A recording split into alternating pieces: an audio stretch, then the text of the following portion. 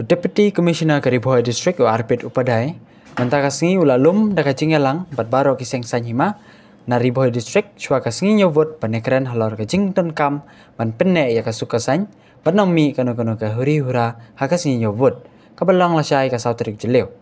Ya kata ke Jingialang la balong ha conference hall jong ka office o Deputy Commissioner kari Bhoi District, haka Jingialang o Arpit Upadaya, DC kari Bhoi, ki returning officer, ki ARO, ki observer, ki head polit kari Bhoi, bat kinom ikmat ne ki Seng Saiñ Hima ba pher.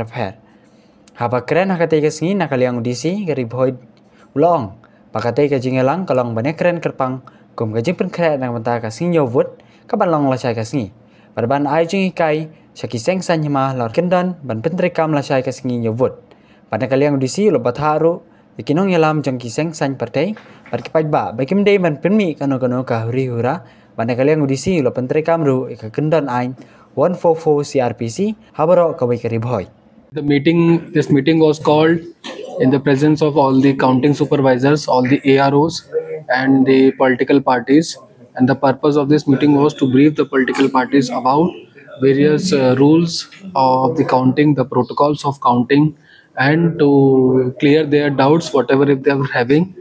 So the meeting has been concluded very successfully. Whatever they had asked certain doubts, it has been cleared. The mandates of ECI, the requirements of various forms that have to be signed, the procedure of counting has been explained.